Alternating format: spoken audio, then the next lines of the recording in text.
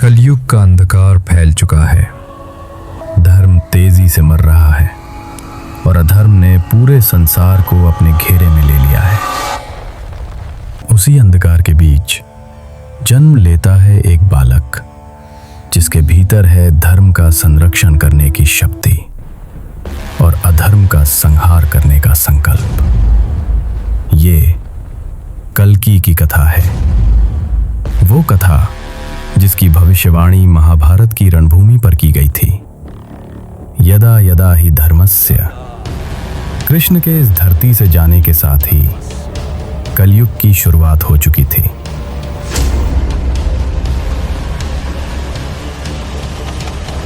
शुरुआत में सब कुछ सामान्य प्रतीत होता था। शहर बस रहे थे, व्यापार बढ़ रहा था और दुनिया पहले से कहीं अधिक चमकदार दिखाई दे रही थी। लेकिन धीरे धीरे ये चमक फीकी पड़ने लगी।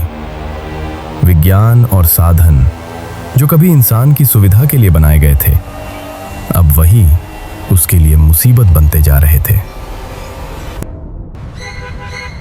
लोग घंटों ट्रैफिक में फंसे रहते हैं और वहां से निकलकर भी स्क्रीन में खो जाते।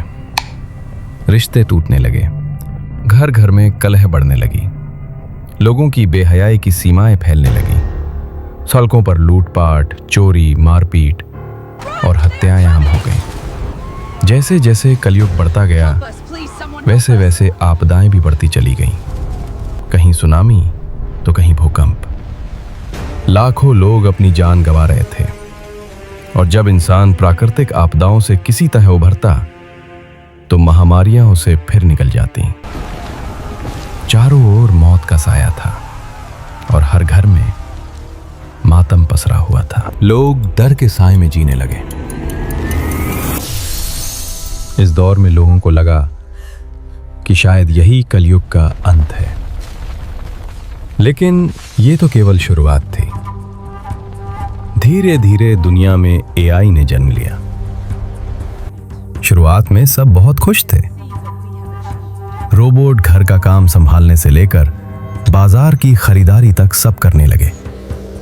हवा में कारें उड़ने लगी। तेज हवाओं को चीरते बिना पायलट के हवाई जहाज आसमान में दौड़ने लगे। हर जगह मशीनों का कमाल दिखाई देने लगा। दुनिया आरामदायक हो गई और इंसान आलसी होता चला गया। लेकिन फिर अजीब चीजें होने लगी। लोग असली रिश्तों से दूर होकर रोबोट से शादी करने दो लगे। बच्चों के नाम पर लोग रोबोट्स पालने लगे। धीरे धीरे इंसान असली दुनिया से, धर्म से और अपने निशानी रिश्तों से भी दूर होता चला गया। अमीर और अमीर तीन होते गए, गरीब और गरीब। इंसान अपने ही बनाए जाल का कैदी बन गया। पर यह अंत नहीं था। कलयुग का असली अंधकार अभी बाकी था। विष्णु पुराण में जो लिखा था वो सच हो रहा था। समय ने अपनी आंखें मूंद ली थीं और कलयुग अपने अंतिम चरण में प्रवेश कर चुका था।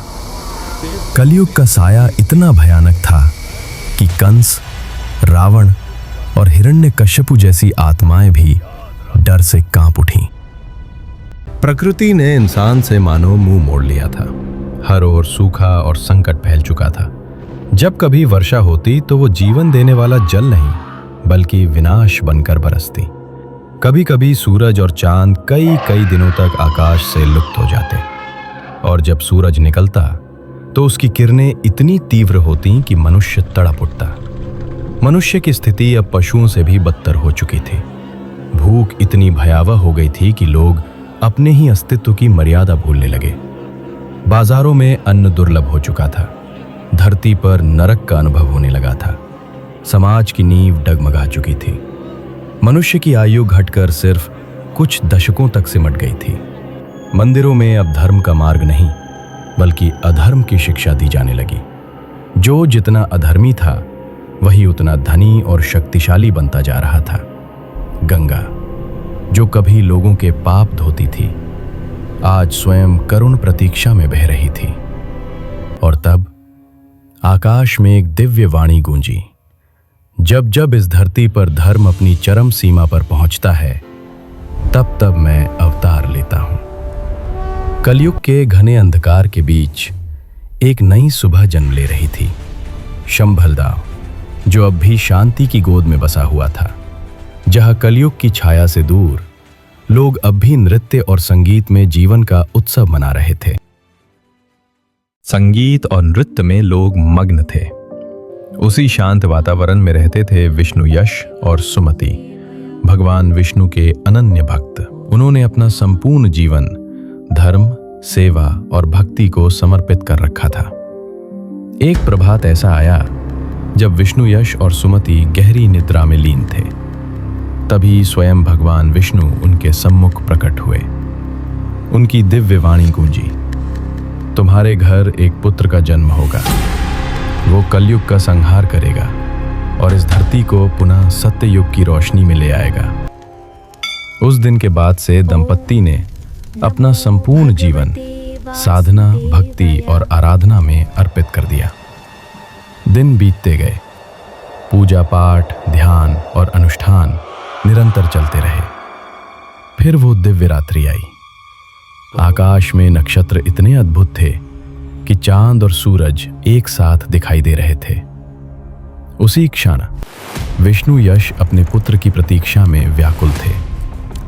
जैसे ही उन्होंने शिशु को अपनी बाहों में उठाया, उनका हृदय सब कुछ समझ गया।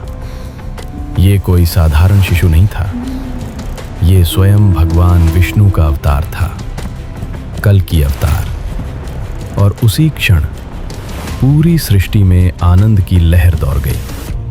आकाश में स्थित देवताओं ने कल्कि अवतार के दर्शन कर हाथ जोड़कर प्रणाम किया, और साथ ही वे चिरंजीवी भी, जो युगों से इस क्षण की प्रतीक्षा कर रहे थे।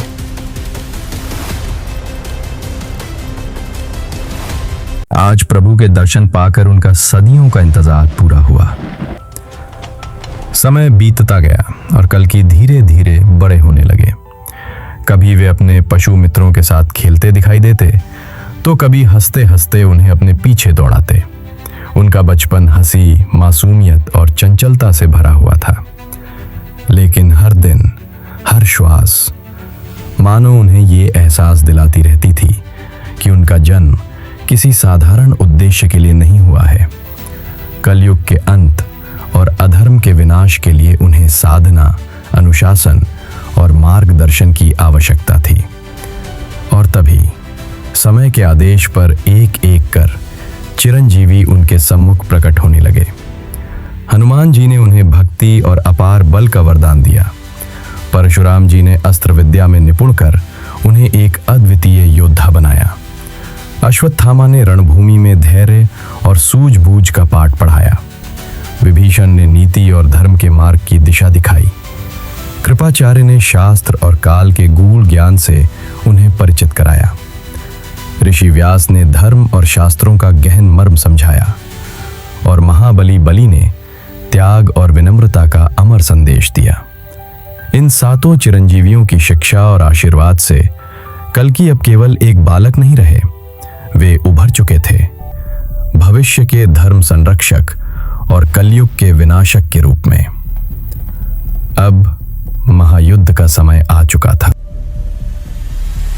और कल्कि रणभूमि की ओर अग्रसर हो गए। दूसरी ओर कली भी पूर्ण रूप से तैयार था। उसके साथ थे उसके दो सबसे शक्तिशाली सैनिक, कोक और विकोक। कोक, जिसकी शक्ति भीम से भी अधिक प्रचंड थी, जिसके एक प्रहार से पर्वत तक बिखर जाएं, और विकोक, जो शकुनी से भी अधिक धूर्त था, जिसकी माया से मृतकों को भी पुनः खड़ा किया जा सकता था। कल्कि ने सबसे पहले उन पर अपना दिव्य अस्त्र चलाया, वो ज्ञान जो उन्हें चिरंजीवियों से प्राप्त हुआ था। पहले प्रहार में ऐसा प्रतीत हुआ कि युद्ध यहीं समाप्त हो जाएगा, लेकिन उस प्रचंड वार का उन पर कोई प्रभाव नहीं पड़ा। दूसरा वार भी निष्फल रहा, और तभी कल्कि को अश्वत्थामा का दिया हुआ ज्ञान स्मरण हुआ। जब युद्धभूमि में दो साए एक साथ खड़े हों तो उन्हें अलग करो और विपरीत दिशाओं में फेंक दो। कल्कि ने वैसा ही किया। क्षण भर में कोक और विकोक धराशायी हो गए। उनकी शक्ति सदैव के लिए समाप्त हो गई। अपने सैनिकों का अंत देखकर कली विचलित हो उठा और उसने स्वयं कल्कि पर प्रहार किया, लेकिन कल्कि ने उस वार को आकाश में ही नष्ट कर दिया। उसी क्षण कल्कि को परशुराम का ज्ञान स्मरण हुआ। आज मैं तुम्हें ब्रह्मास्त्र की शिक्षा दे रहा हूं, इसी से कली का नाश होगा और सतयुग का आरंभ। देवताओं और चिरंजीवियों के आशीर्वाद से कल्कि ने ब्रह्मास्त्र चलाया और एक ही क्षण में कली और कलयुग दोनों नष्ट हो गए। सृष्टि में शांति का उदय हुआ, सतयुग पुनः लौट आया। इसके पश्चात भगवान कल्कि का विवाह पद्मावती से संपन्न हुआ और उनके 2 पुत्र उत्पन्न हुए, जय और विजय। यही था नए युग का आरंभ, जहां धर्म की पुनः स्थापना हुई और अधर्म सदैव के लिए पराजित हो गया।